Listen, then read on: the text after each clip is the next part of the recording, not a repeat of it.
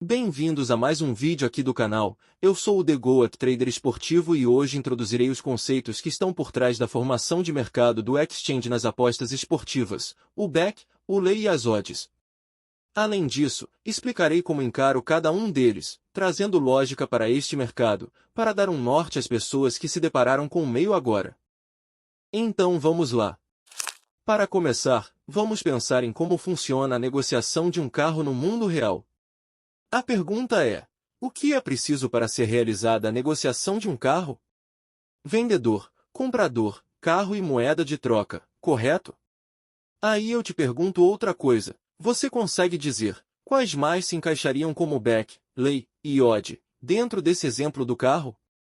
Por mais que pareça algo irrelevante, entender a economia básica do mercado em que se trabalha é extremamente essencial para realizar negociações com algum nível de profissionalismo. Tem uma coisa que embola muito a cabeça de quem está aprendendo, inclusive a minha quando comecei, que é o fato da odd não ser exatamente a probabilidade, mas sim o inverso dela. E o que isso quer dizer?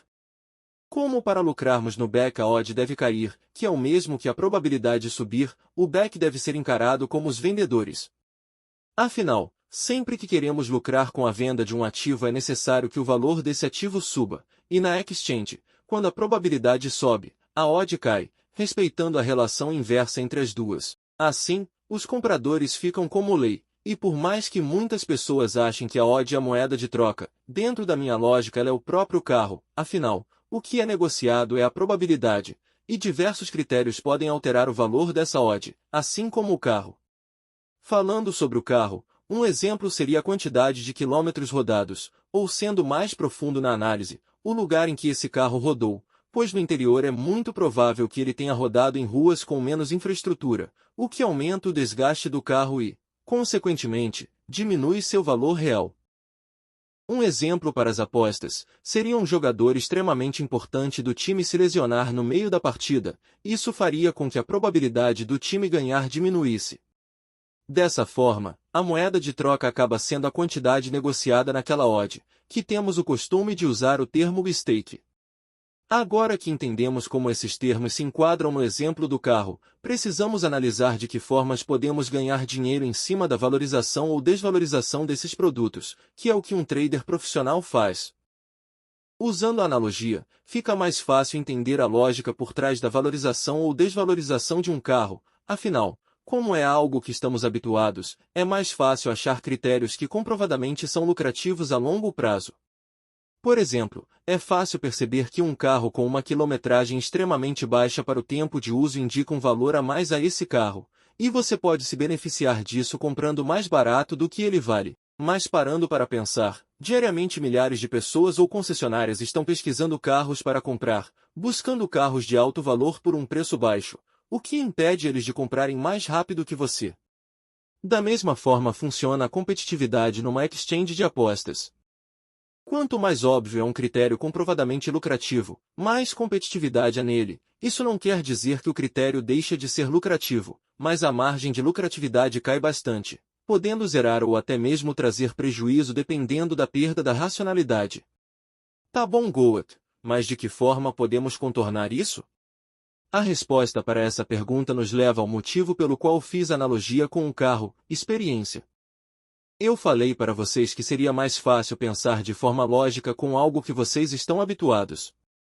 E assim é com o trade esportivo. Não tem como a pessoa mais esforçada não se destacar nessa questão. Quanto mais experiência e estudo você tiver com o mercado e com leitura de jogo, ou até mesmo análise pré-live, maior vai ser sua capacidade de criar critérios lucrativos sem tanta competitividade, sem contar que terá também mais tempo para desenvolver seus métodos. Perceba que eu não estou dizendo que é obrigatório ser full-time para ser lucrativo aqui. O que estou dizendo é que quanto mais tempo exposto ao trabalho, mais experiência e conhecimento você terá.